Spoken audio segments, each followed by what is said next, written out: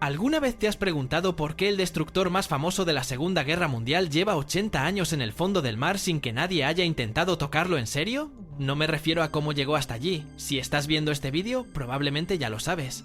Pero si no lo conoces, el USS Johnston fue un destructor estadounidense que en octubre de 1944 se giró solo para enfrentarse a la flota más poderosa que Japón había enviado jamás al combate. 4 acorazados, 6 cruceros pesados, 11 destructores. El Johnston tenía 327 hombres a bordo y no tenía órdenes de atacar. Atacó igualmente. Lo que siguió fueron 3 horas de combate que, sobre el papel, no deberían haber sido posibles. Y cuando todo terminó, el Johnston se fue al fondo del mar de Filipinas, a 6.000 metros de profundidad. Es el pecio de buque de guerra más profundo que se ha localizado jamás. Lo que yo quiero saber es por qué sigue ahí. La respuesta no es sencilla. Tiene que ver con la profundidad a la que descansa, con las leyes que lo protegen, con los hombres que siguen dentro y con algo más difícil de cuantificar, con lo que ese barco representa para la Marina de los Estados Unidos todavía hoy.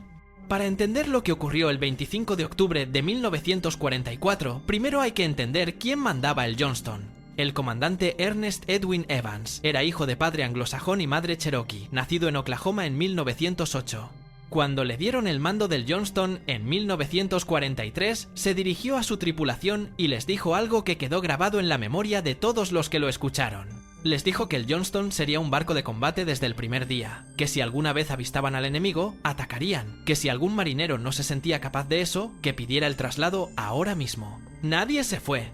Evans tenía 40 años, era menudo, moreno, con una reputación de agresividad táctica que sus superiores admiraban y a veces se encontraban incómoda. Era exactamente el tipo de comandante que nunca debería haberse encontrado en la situación que se encontró la mañana del 25 de octubre. El Johnston formaba parte del grupo de tareas 77.4.3, conocido informalmente como Taffy 3. Era una pequeña fuerza de escolta, compuesta por portaaviones de escolta lentos, destructores y destructores de escolta. No estaban diseñados para el combate de superficie. Su misión era apoyar el desembarco americano en Leyte, en Filipinas. Eran, en términos navales, exactamente lo que su apodo sugería: un parche, una fuerza de segunda línea. Nadie esperaba que tuvieran que pelear. Lo que nadie sabía aquella madrugada era que la flota central japonesa, la fuerza de superficie más poderosa que Japón podía reunir, había conseguido cruzar el estrecho de San Bernardino sin ser detectada. A las 6:45 de la mañana del 25 de octubre, los vigías del Johnston vieron aparecer en el horizonte siluetas enormes. Acorazados, cruceros, destructores, venían directamente hacia ellos. Aquí está la parte que más me impresionó cuando investigué esto. El comandante Evans no esperó órdenes, no consultó con sus superiores. Miró por sus binoculares, vio lo que había al otro lado del horizonte y dio la orden de hacer humo para proteger a los portaaviones y de poner proa hacia la flota japonesa a toda máquina. El Johnston solo fue a por ellos. A las 10 de la mañana, el Johnston lanzó todos sus torpedos contra el crucero pesado Kumano. Al menos uno impactó, detonó la proa del crucero y lo sacó del combate. Era un golpe notable para cualquier barco. Para un destructor de 2.000 toneladas contra un crucero de 15.000 era casi inexplicable. 30 minutos después, 3 proyectiles de acorazado impactaron en el Johnston en rápida sucesión. Uno de ellos entró por el puente y mató a varios hombres. Evans perdió 2 dedos de la mano derecha. Siguió dando órdenes. Durante las siguientes 2 horas, el Johnston se lanzó repetidamente contra la flota japonesa disparando sus cañones, interponiéndose entre los portaaviones y los cruceros perseguidores, creando pantallas de humo, actuando como si fuera algo mucho más grande de lo que era. Otros destructores y destructores de escolta se unieron al ataque, pero el Johnston fue el que atacó primero y el que aguantó más tiempo. Los daños se acumulaban. El Johnston perdía velocidad, perdía sistemas de armas. A las 9:45 de la mañana, con el barco hundiéndose, Evans ordenó abandonar el buque. A las 10:10 de la mañana del 25 de octubre de 1944, el USS Johnston desapareció bajo las aguas del mar de Filipinas.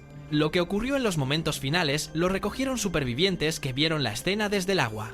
Un comandante japonés, a bordo de uno de los destructores que habían perseguido al Johnston toda la mañana, se cuadró y saludó al barco mientras se hundía.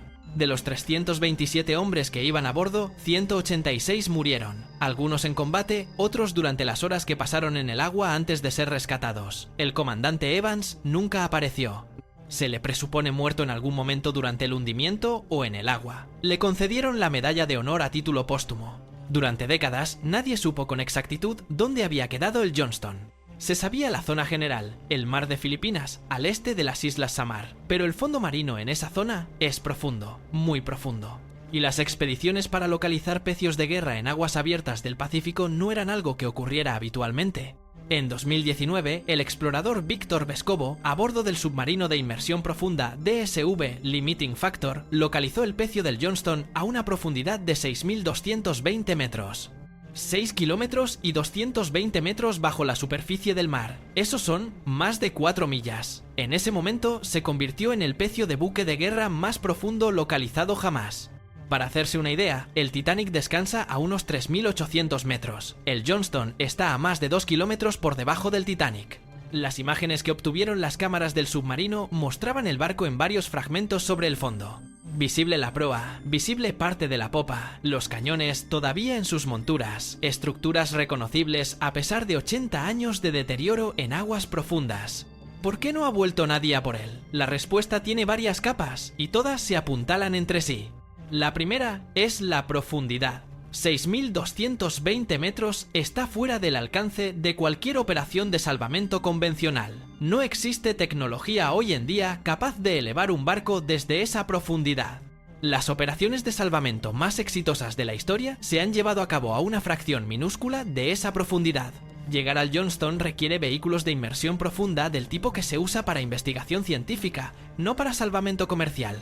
La logística sola hace que cualquier operación sea prohibitiva en coste antes incluso de comenzar a hablar de lo que habría que hacer una vez allí abajo. La segunda razón es legal. El Johnston está protegido por la Ley de Embarcaciones Militares Hundidas de 2004, conocida en inglés como el Sunken Military Craft Act.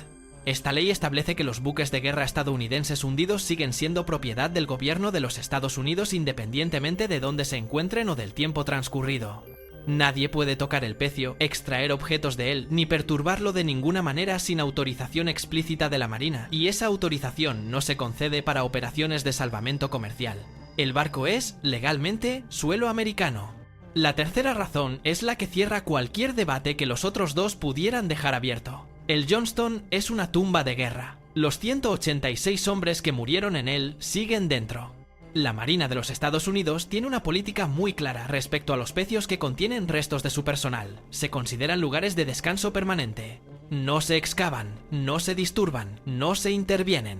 Es la misma política que mantiene intacto el USS Arizona en Pearl Harbor. Los hombres que están dentro del Johnston están, en palabras de la Marina, en reposo en el mar. Eso no va a cambiar. Y hay algo más que vale la pena mencionar. El Johnston no es solo un pecio.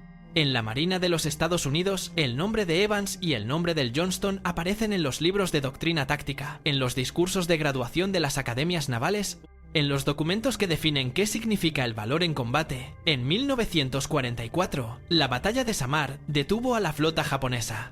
Si Kurita hubiera continuado hacia el Golfo de Leyte y hubiera alcanzado los barcos de desembarco americanos, las consecuencias sobre la invasión de Filipinas habrían sido catastróficas.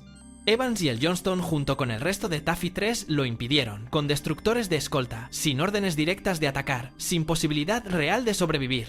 Disturbar ese pecio no es una decisión técnica, es una decisión cultural, y nadie en la Marina americana va a tomarla. El Johnston salió de Leyte la mañana del 25 de octubre de 1944 para lo que debía ser una misión rutinaria de escolta.